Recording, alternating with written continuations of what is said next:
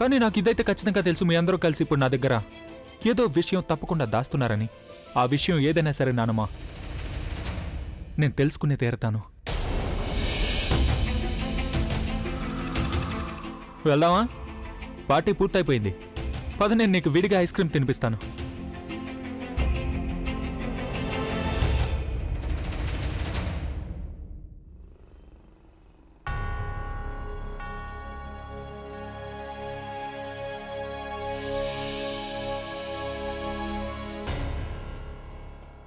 కాస్త నెమ్మదిగా.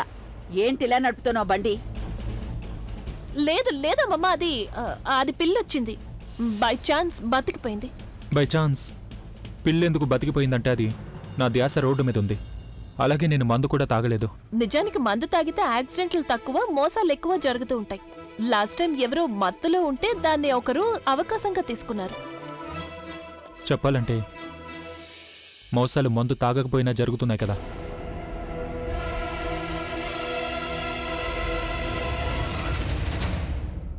నాకు తెలుసు ఆ లాయర్ ఒక చాలా పెద్ద డివోర్స్ లాయర్ అని. అయితే అంటే దీని అర్థం మీరు నా దగ్గర ఏదో దాస్తున్నారు. ఇప్పుడు మీరు ఇవన్నీ కూడా తెలుసుకోవాలా? మీరు ధ్యాస రోడ్డు మీద పెట్టండి, లేకపోతే పిల్లి రాకుండానే యాక్సిడెంట్ అవుతుంది.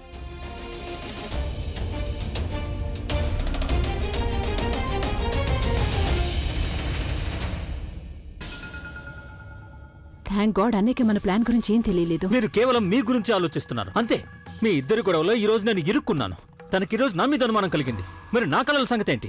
నువ్విలా మమ్మల్ని బ్లేమ్ చేసే బదులు బుర్ర పెట్టి ఆలోచించచ్చు కదా నిఖిల్. ఒకవేళ తనుకి అన్నయ్యతో పెళ్లి జరగలేదంటే అప్పుడు తనుకి ఏం దక్కదు, తనతో పాటు నీ కూడా ఏం దక్కదు. అర్థమైందా? ఒకవేళ తనుకి అన్నయ్యతో పెళ్లి జరిగిందంటే అప్పుడు తనకేదైనా దక్కుతుంది, తనతో పాటు నీ డ్రీమ్స్ నిజమయ్యే అవకాశం కూడా ఉంటుంది. ఒక్క విషయం గుర్తుపెట్టుకోవాలియా, ఒకవేళ నాకేమీ దక్కలేదు అంటే అప్పుడు నేను మీకు కూడా ఏమీ దక్కకుండా చేస్తాను. అంతా చెప్పేస్తాను. అభికి జరిగిందంతా, నీ గురించి తన్ను గురించి మొత్తం చెప్పేస్తాను. అలియా, ఒకవేళ నేను గనక నిర్ణయించుకున్నానంటే ఆ తర్వాత ఇనఫ్. నేనేవి తనుని కాదు, నీకు ఏదనిపిస్తే అది ఎప్పుడు పడితే అప్పుడు మాట్లాడేస్తూ ఉండటానికి. ఫ్యామిలీ నన్ను బాయ్కాట్ చేసుండొచ్చు, కానీ నా పేరులో ఈ రోజుకి ఇంకా మెహరా అనే పేరుంది. ఈ ఆలియా మెహరా ముందు ఎవరికైనా సరే బెదిరించడానికి అనుమతి ఉండదు. అందుకే నువ్వు నాతో గొంతు తగ్గించి మాట్లాడు. నువ్వు మర్చిపోవద్దు, తను నీకిచ్చిన ఆఫర్ని నువ్వు ఫ్రీ విల్తో యాక్సెప్ట్ చేశావు. తనకి తోడుగా ఉంటానన్నావు. నువ్వు ఆలోచించు, ఒకవేళ నేను ఇదే విషయాన్ని అన్నయ్యకి చెప్పానంటే అప్పుడు నీ పరిస్థితి ఏమవుతుందో. నువ్విప్పుడు సీఈఓ అవ్వాలని కలలు కంటున్నావు కదా. సీఈఓ గురించి వదిలేసే, నువ్వు ఏ పోస్ట్ కూడా లేకుండా అయిపోతావు. అర్థమైందా? అదైతే కాలమే చెప్తుంది ఎవరు ఏ పోస్టులో ఉంటారు అని. ఇంట్లో ఉంటారా లేక ఇంటి బయట ఉంటారా అనేది కూడా కాలమే నిర్ణయిస్తుంది. ఇక ఏం చేయాల్సి వచ్చినా అది నేనే చేయాల్సి ఉంటుంది. ఇప్పుడు మీ ఇద్దరు బతికిపోయారు. లేకపోతే మీరు ఇంటికి వెళ్ళడానికి బదులు పోలీస్ స్టేషన్కి వెళ్ళేవారు. అక్కడ స్టేషన్లో పోలీసుల దెబ్బ పడిందంటే మూగవాడు కూడా మాట్లాడతాడు. ఎన్ని రోజులు ఇలాగే ఉంటారు? ఇప్పటికైనా చెప్తున్నాను, మీరు తోడుగా ఉంటున్న వ్యక్తి దగ్గర నుంచి ఏమీ దక్కదు. నా సైడ్కి వచ్చేయండి, ఇద్దరు సేఫ్గా ఉంటారు. తన్ను ఈ ఆఫర్ని మేము నీకు ఇస్తున్నావు, నువ్వు ఓపెన్ చేయి. నువ్వు మా సైడ్ వచ్చేయి. నీకేం కావాలి? డబ్బే కదా, అది నీకు ప్రజ్ఞావతిని సంతోషంగా ఇచ్చేస్తుంది. ఒకవేళ దానికోసం నువ్వు అభిని పెళ్లి చేసుకోవాలని కలకంటున్నావు కదా, అది చూడ్డం నువ్వు మానేయాలి. అలాగే ఏ విధంగా అయితే నువ్వు అభి ఇంట్లో బతుకుతున్నావో అదే విధంగా నీ బిడ్డ కూడా అక్కడే పెరుగుతాడు. చాలా ఎక్కువగా మాట్లాడుతున్నారు. మీరు ఎవరంటే చూసుకొని మాట్లాడుతున్నారో. తను ఎక్కువ రోజులు ఆ ఇంట్లో ఉండలేదు. కేవలం ఒక్కసారి డివోర్స్ ఆర్డర్ కోర్టు నుంచి వచ్చాయంటే అప్పుడు తన పుట్టింటికి వెళ్ళిపోతుంది. అప్పుడు నేను చూస్తాను మీ ఇద్దరు ఎంత మాట్లాడతారా అని. బట్ అయినా ఒకసారి లాస్ట్ టైం చెప్తున్నాను, నేను నా సైడ్కి వచ్చేయండి. ఆకాష్, నేనేం ఆలోచిస్తున్నావు, నువ్వు కూడా అదే ఆలోచిస్తున్నావా? Perfect timing bro, same to same. అయితే ముందుగా నువ్వు గెంతుతావా నేను గెంతరా? ఏం వాగుతున్నారు మీరు? ఏం లేదు, మేము వెళ్తున్న బండిలోంచి దూకేయాలని ఆలోచిస్తున్నాం. అప్పుడు ఈ కార్కి యాక్సిడెంట్ అవుతుంది, నీకు దెబ్బలు తగిలితే నీ మొహం అంతా పాడైపోతుంది, అభి నిన్ను పెళ్లి చేసుకోను అంటాడు. నీకు అభికి పెళ్లి జరగలేదంటే అప్పుడు గొడవలు కూడా జరగవు, అవునా? నువ్వు నాకు యాక్సిడెంట్ చేయాలనుకుంటున్నావు. యూనో నేను ప్రెగ్నెంట్గా ఉన్నాను, రైట్? తను ఏ విషయం గురించి ఆలోచిస్తున్నావు? లేకపోతే ఈ పనిని మేము నీకు చెప్పకుండా కూడా చేసేవాళ్ళం. కానీ ఆకాష్, యు నో వాట్, ఒక పని ఇప్పుడు కూడా చేయొచ్చు. మనం ఏం చేయొచ్చంటే కార్ సైడ్ కాపి తన్ని వదిలేయచ్చు. ఎలాగో ఇల్లు ఇంకో 10-12 కిలోమీటర్ల దూరంలో ఉంది. ఆ 10-12 కిలోమీటర్లు నడుస్తూ నడుస్తూ అలసిపోతుంది, నీరసంగా ఇంటికి వచ్చి పడిపోయింది అంటే ఇప్పుడు ఏవైతే ఆఫర్లు మనకిస్తుందో అవన్నీ ఒక క్షణంలో ఆగిపోతాయి. తను నేను చెప్పే జాగ్రత్తగా విను. ఇంటికెళ్ళే వరకు నీ నోరు మూసుకొని ఉండు, లేకపోతే ఈ 2 ఆప్షన్స్లో ఒకటి చేసేస్తాం.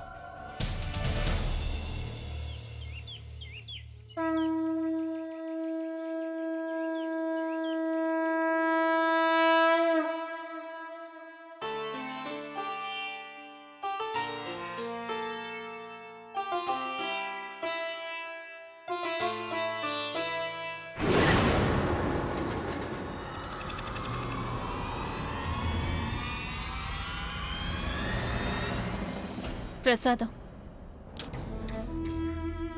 పూజల మీద నాకు నమ్మకం లేదు, అలాగే ప్రసాదం కూడా నేను ఎప్పుడు తినలేదు. మిఠాయి అనుకునేస్తే నేను తప్పకుండా తీసుకుంటాను.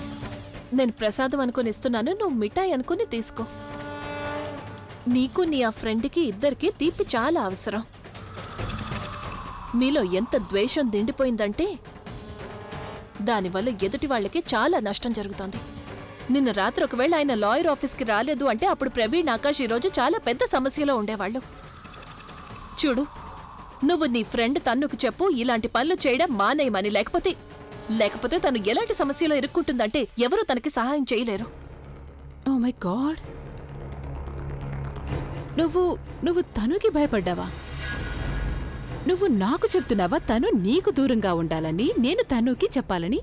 లేకపోతే ఇండైరెక్ట్లీ నువ్వు నాకు చెప్తున్నావా తను బారి నుండి నిన్ను ప్రొటెక్ట్ చేయాలని? నువ్వు ఎవరైనా చాలా తొందరగా తప్పుగా అర్థం చేసుకుంటావు. అలా చేయడం నీ ఆరోగ్యానికి అస్సలు మంచిది కాదు. నేను నీ ఆ తన్నుకి భయపడ్డం లేదు, అలాగే నిన్ను సహాయం అడగడం లేదు. ఇండైరెక్ట్లీ నేను నీకు నచ్చ చెప్పడానికి ట్రై చేస్తున్నాను. నువ్వు ఎవరికైతే తోడుగా ఉన్నావో తను అస్సలు మంచి మనిషి కాదు. మంచి మనుషులు నీ వాళ్ళు మాత్రమే ఆలియా, మీ అన్నయ్య. తప్పు నాది కాదు, తప్పు అన్నయ్యది. ఎందుకంటే తప్పు అన్నయ్య చేశాడు. తను నాకు తోడుగా ఉండటానికి బదులుగా నీకు తోడుగా ఉన్నాడు. బట్ యు నో వాట్, త్వరలోనే నువ్వు తను విడిపోబోతున్నారు. అప్పుడు తనకి రియలైజేషన్ అవుతుంది తను నీకు తోడుగా ఉండి ఇంత పెద్ద తప్పు చేశాడు అని. అప్పుడు నా దగ్గరికి తిరిగి వచ్చేస్తాడు. ఒకవేళ మేమిద్దరం విడిపోవడం వల్ల, నేను నీ ఇంట్లో నుంచి వెళ్ళిపోవడం వల్ల ఒక అన్నయ్యకి తన చెల్లెలు దక్కుతుంది అంటే అప్పుడు నేను తప్పకుండా వెళ్ళిపోతాను. కానీ లేదు, తన్ను గురించి నిజం తెలిసి కూడా నువ్వు తనకి సహాయం చేస్తున్నావు, మీ అన్నయ్యకి వ్యతిరేకంగా వెళ్తున్నావు. ఎప్పటి వరకు నువ్వు ఆయనకి వ్యతిరేకంగా ఉంటావో అప్పటి వరకు నువ్వు నన్ను ఇంటి నుంచి పంపించలేవు. నువ్వేమనుకుంటున్నావు? డివోర్స్ ఆర్డర్ వచ్చిన తర్వాత కూడా నువ్వు ఇంట్లోనే ఉండిపోతావనా? ఆర్డర్స్ ఇంకా రాలేదు. నేను కేవలం పేపర్స్ మీద సంతకం చేశానంతే. ఏం జరిగినా సరే, మీరిద్దరూ ఒకటైనా సరే నన్ను ఇంట్లో నుంచి బయటికి గెంటేయలేరు.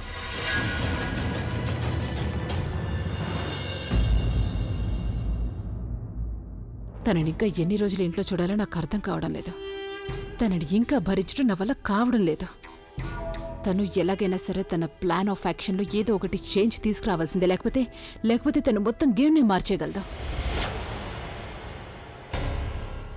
ఆలియా, నువ్వెందుకలా నిలబడున్నావు?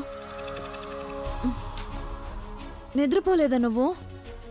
లేదు, నాకు నిద్ర రావటం లేదు. తను ఏమైంది? ఎందుకంటే నువ్వు నిద్రపోతున్నావు కదా. అలాగా, సరే నేను లేచేస్తాను, నువ్వు వచ్చి పడుకో. లేదు లేదు లేదు లేదు, లేవడం అంటే నా ఉద్దేశం నిద్రలో నుండి లేవడం కాదు, తెలివి తెచ్చుకోవడం. సిచ్యుయేషన్ అర్థం చేసుకోతాను, తర్వాత ఏం చేయాలో అది ఆలోచించావా నువ్వు? నువ్వేం మాట్లాడుతున్నావో, దేని గురించి మాట్లాడుతున్నావో సీరియస్గా నాకేం అర్థం కావట్లేదు. తను నువ్వు నీ పెళ్లి గురించి ఏమైనా ఆలోచించావా? లేకపోతే ఏమనుకుంటున్నావు, డివోర్స్ వస్తుందా తర్వాత నువ్వు ప్రశాంతంగా అన్నని పెళ్లి చేసుకోవచ్చు, నువ్వు రియలైజ్ అయ్యావా? ఒకవేళ నువ్వు ఈ లీగల్ గొడవలో పడ్డావంటే అప్పుడు నీకెప్పటికీ పెళ్లి జరగదని? నువ్వు ఒక్క నిమిషమైనా ఆలోచించావా? ఆ ప్రజ్ఞ నిన్న రాత్రి నిన్ను బెదిరించింది, అలాగే దాంతోపాటు తన ప్లాన్ని అమలు చేయడానికి ఆఫీసు కూడా వచ్చేసింది. ఒకవేళ నిజంగానే తన చేతికి డివోర్స్ పేపర్స్ దొరికాయంటే అప్పుడేం చేస్తాను? నువ్వు కేవలం నీ పెళ్లి గురించి ఆలోచిస్తున్నావు, కానీ ఆ ప్రజ్ఞ నీకంటే చాలా ముందుకెళ్ళిపోయింది, అలాగే చాలా ముందు చూపుతూ ఆలోచిస్తోంది. నువ్వు అనవసరంగా లీగల్ ప్రొసీజర్ గురించి ఆలోచించడం మానేసి అనేది పెళ్లి చేసేసుకో, గెట్ మ్యారీడ్. ఒక్క నిమిషం ఆలియా, ఇప్పుడు నువ్వేం చెప్పాలనుకుంటున్నావు? ఇప్పుడు నేను డివోర్స్ కాకుండా అభిని పెళ్లి చేసుకోవాలా? అదెలా పాసిబుల్ అవుతుంది? ఇదెలా పాసిబుల్ అవుతుందో అది నేను ఆలోచిస్తాను, ఏదో ఒకటి చేస్తాను. నువ్వు అన్నయ్యని సింపుల్ గా ఎక్కడైనా పెళ్లి చేసేసుకో, ఏదైనా గుడికి వెళ్లి ముహూర్తం పెట్టించు, వీలైనంత త్వరగా అన్నయ్యని పెళ్లి చేసేసుకో. మరి నా కళ, నా పెళ్లి గురించి నేను కలలు కన్నా కదా, మరి వాటి సంగతి ఏంటి? ఆలియా నేను ఒప్పుకుంటాను, నేను అభి అంత ఫేమస్ కాకపోవచ్చు, కానీ కొంతైనా ఫేమస్ అయ్యాను కదా. నా పెళ్లి ఘనంగా జరగాలని కోరుకుంటాను అయ్యో, కదా. ఘనంగా జరగాలనే గొడవలో ఒకవేళ నీ పెళ్లిలో ఆ ప్రజ్ఞ ఏదైనా గందరగోళం చేస్తుందో ఆలోచించావా? ఏం చేస్తున్నావు తను నువ్వు అసలు? కొంచెమైనా ఆలోచించాలి కదా. అన్నయ్యని పెళ్లి చేసుకుంటే ఆ తర్వాత నీకు ఎలాంటి ప్రాబ్లం ఉండదు. కావాలంటే నువ్వు మళ్ళీ ఘనంగా పెళ్లి చేసుకోవచ్చు కదా. వేరే వాళ్ళని కాదు, నన్ను చూసి నేర్చుకుతాను. ఐ మీన్, ప్రవీణ్ని పెళ్లి చేసుకోవడం కోసం నేను బుల్బుల్ని పక్కకు తోసేసి నేనే స్వయంగా మండపం మీదకి వెళ్ళాను కదా. ఎవరికి ఏం తెలియలేదు, నా మొహం కూడా కనిపించలేదు ఎవరికి. ఆలోచించు, ఈ టైంలో ఏది ఇంపార్టెంటో. అన్నయ్యని పెళ్లి చేసుకోవడమా, నువ్వు నీ ఫ్యూచర్ సెక్యూర్ చేసుకోవడమా, లేకపోతే ఘనంగా పెళ్లి చేసుకోవడమా? నువ్వు కనీసం నీ బిడ్డ గురించి ఆలోచించావా? 3 నెలల్లో నీ బిడ్డ బయటకు వచ్చేస్తుంది. నువ్వు ఆలోచించు, వీడి ఫీచర్స్ కనుక నిఖిల్తో కలిస్తే DNA టెస్ట్ చేయాల్సిన అవసరం కూడా ప్రజ్ఞకుండదు. అందరికీ తెలిసిపోతుంది నీ కడుపులో ఉన్న బిడ్డ ఖచ్చితంగా నిఖిల్ బిడ్డే అని. చూడు, నేను ఒప్పుకుంటాను, నువ్వు చెప్పిందంతా నిజమే, కానీ నేను అభిని ఎలా ఒప్పించాలి? ఐ మీన్, నేను తలని బలవంతంగా లాక్కెళ్ళి మండపం పైన కూర్చోబెట్టలేను కదా. అది చాలక ఆ ప్రజ్ఞ తన అభికి ఏమేం చెప్తుందో అర్థం కావడం లేదు. తనని రెచ్చగొడుతుంది. అలాగే తను నా మాట ఎందుకు వింటాడు చెప్పు? వింటాడు, నేను ఒప్పిస్తాను. ఐ మీన్, నేనేదో ఒకటి తప్పకుండా చేస్తాను, కానీ నువ్వు అన్నయ్యని పెళ్లి చేసుకోవడం మీద నీ దృష్టి పెట్టాలి. నువ్వు డిసైడ్ అయిపోవాలంతే. నువ్వు వీలైనంత త్వరగా అన్నయ్యని పెళ్లి చేసుకోవాలి అని. కానీ దానికంటే ముందు మనం గైనకాలజిస్ట్ దగ్గరికి వెళ్ళాలి. Are you serious? యా. అంటే నేను విన్నాను పెళ్లి చేసుకోవాలంటే పంతులు గారిని కలుస్తారని. నువ్వు నా డాక్టర్ దగ్గరికి ఎందుకు తీసుకెళ్తానంటున్నావు? డాక్టర్కి మా పెళ్లికి అసలు ఏంటి కనెక్షన్? పెళ్లితో కాదు, నీ రిపోర్ట్స్ తో కనెక్షన్ ఉంది. Come on, play, get ready, we have to leave. Alia, నువ్వు అన్ని విషయాలు గుండ్రంగా చుట్టెందుకు చెప్తావు? నాకు తిన్నగా చెప్పొచ్చు కదా. ఈ ప్రపంచమే గుండ్రంగా ఉంది కాబట్టి ఇక్కడ ఏ పని చేసినా మనం గుండ్రంగా తిరుగుతూ తిప్పుతూనే చేయాల్సి వస్తుంది. ఇప్పుడు నేను నీకు తిన్నగా చెప్తున్నాను, త్వరగా రెడీ అయ్యి బయలుదేరు. మనం నీ గైనకాలజిస్ట్ దగ్గరికి వెళ్ళాలి. So get ready fast. ఏమైంది? అభి ఏమన్నా అన్నాడా? ఏవి అనడం లేదు కానీ ఆయన చాలా చేస్తున్నారు. అమ్మమ్మ ఉదయం నుంచి ఇన్స్పెక్టర్ కి చాలా సార్లు ఫోన్ చేశారు. ఆయన తెలుసుకోవాలనుకుంటున్నారు లాయర్ ఏమైనా చెప్పాడా లేదా అని. అంతేకాకుండా ఆయన నాతో ఏం చెప్పారంటే స్వయంగా లాయర్ ఆఫీస్ కు వెళ్లి నిన్న రాత్రి లాయర్ ఆఫీస్ లో ఏం జరిగిందో తెలుసుకోవాలనుకుంటున్నారు అని. నాకు అసలు ఏం చేయాలో అర్థం కావడం లేదు. ఒకవేళ ఆయన పద్ధతిలో ఆయన నన్ను ఏమైనా అడిగారు అంటే నేనేం జవాబు చెప్తాను? ఆయన నాతో నిజం చెప్పించేశారు అంటే? వదినా, అదేంటంటే వద్దు ప్రవీణ్, ఇప్పుడు నేను చెప్తాను, మీరందరూ జాగ్రత్తగా వినాలి. ఎవరికైనా మతిమరుపు ఉంది అంటే వాళ్ళు వెళ్ళి ఎక్కడైనా రాసుకోండి. ఏమైనా డిసైడ్ చేయాలంటే నేనే చేస్తాను, ఏమైనా చేయాలంటే నేనే చేస్తాను. తర్వాత ఏమైనా స్టెప్ తీసుకోవాలి అంటే అది నేనే తీసుకుంటాను. మీరు ఎవరు నన్ను అడగకుండా ఏమి డిసైడ్ చేయడానికి వీలేదు, ఏ పని చేయకూడదు. నిన్న రాత్రి ఏదైతే జరిగిందో ఆ తర్వాత తను ఖచ్చితంగా ఏదో పెద్దగానే ప్లాన్ చేస్తుంది. తను ఏదో ఒకటి చేయడానికి ముందు నేనేదో ఒకటి చేయాలి.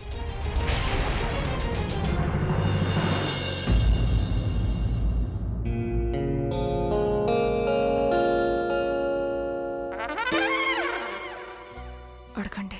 నీకు కడుపులో నిప్పిగా ఉంది కదా, నువ్వే అడుగు.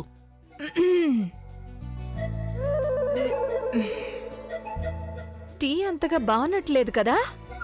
టీ రుచిగానే ఉంది వైశాలి. లేదమ్మా, చూసారా, చాలా చప్పగా ఉంది. సరిగ్గా మసాలా కూడా వేయలేదు ఇందులో. నేనేమనుకుంటున్నానంటే టీలో మసాలా లేకపోతే ఏమైంది?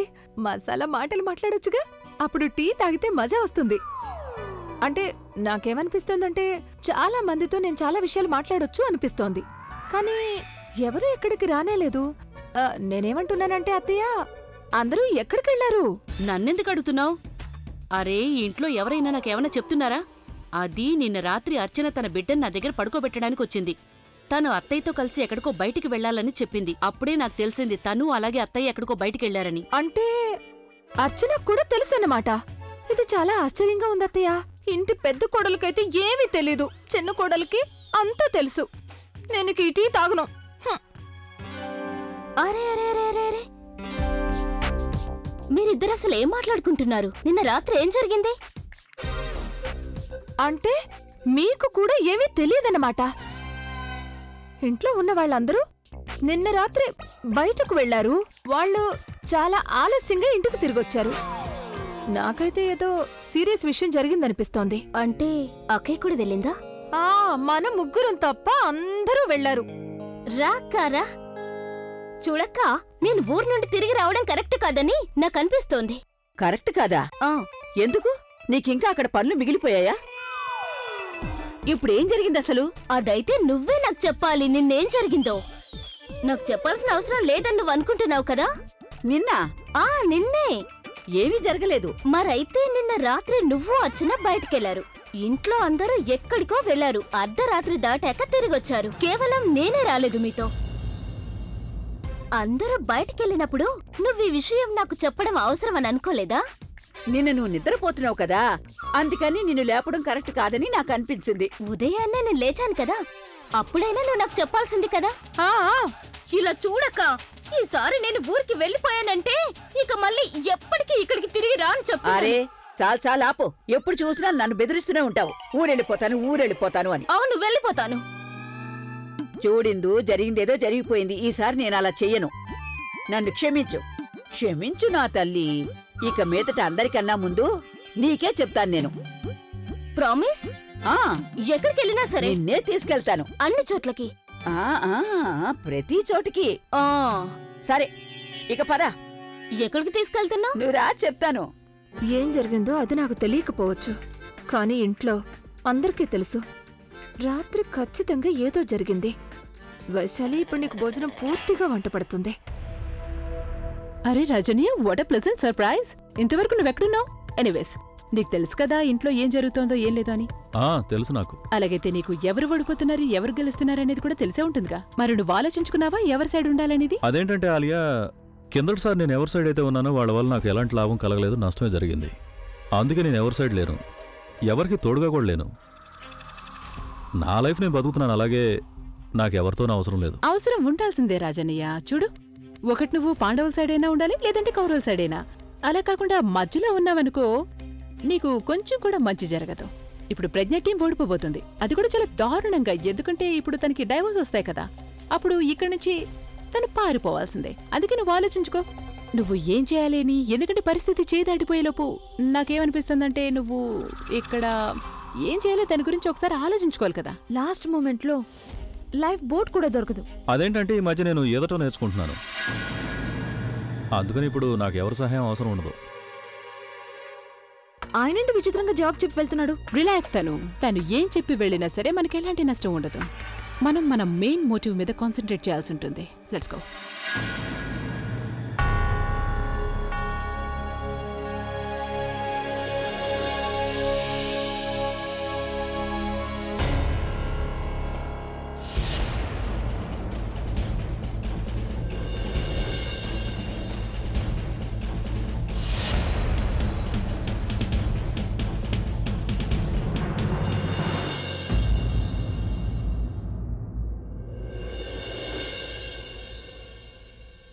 నువ్వు నిజంగానే పనిచేస్తున్నావా, లేక పనిచేసే వంకతో మొహం చాటేస్తున్నావా? నేను నిన్న రాత్రి జరిగిన దాని గురించి ఏమీ అడగకూడదని.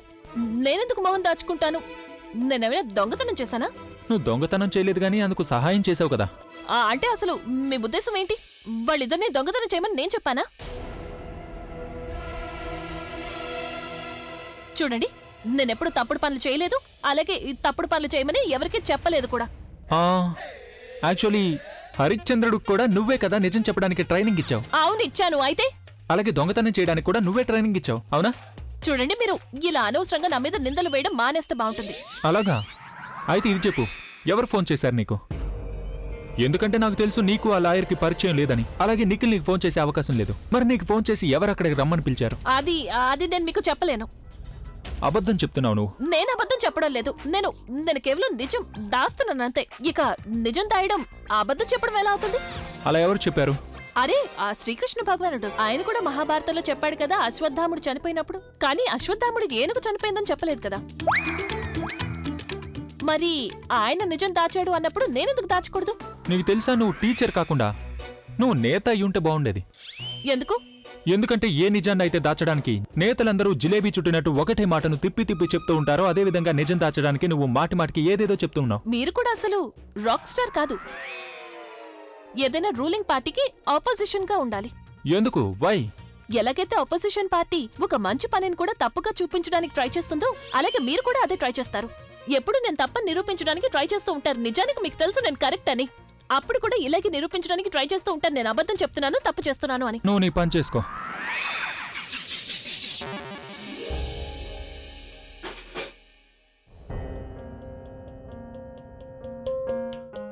నేను ఇస్తాను. వద్దు, నేను తీసుకుంటాను. అరే, నేను ఇస్తాను కదా.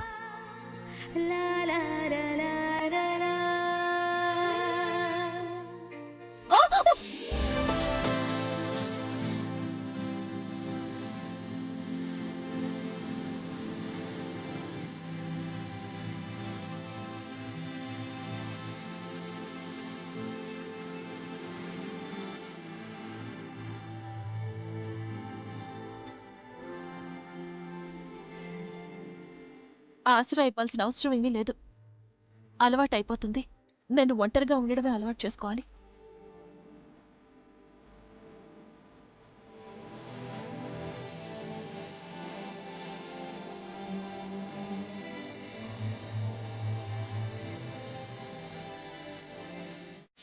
అభి అభి ఎక్కడున్నావు నువ్వు? నేను గదిలోనే ఉన్నాను, లోపలికి రా. ఇదిగో దీన్ని చదువు. ఇదేంటి? ఇది డాక్టర్ ఇచ్చిన రిపోర్ట్. ఇందులో రాసుంది బేబీ ప్రీ మెచ్యూర్ అని. అందుకని డెలివరీ ఎప్పుడైనా జరగచ్చు అన్నారు. నువ్వెందుకు అరుస్తున్నావు? నా వల్ల ప్రీమేచర్ అవుతుందా? కానీ డాక్టర్ అయితే 2 నెలల తర్వాత కదా డేట్ ఇచ్చారు. అభి ఇది బిడ్డ అభి, అంతేగాని ప్రోడక్ట్ కాదు డెలివరీ డేట్ రావడానికి. బేబీ ప్రీ మెచ్యూర్ అంట, అందుకే 9 నెలల కంటే ముందు డెలివరీ అయిపోతుంది. తను సరిగ్గానే చెప్తుంది. గైనకాలజిస్ట్ చెప్పారు 7 నెలలు దాటిన తర్వాత బేబీ ఎప్పుడైనా పుట్టొచ్చట.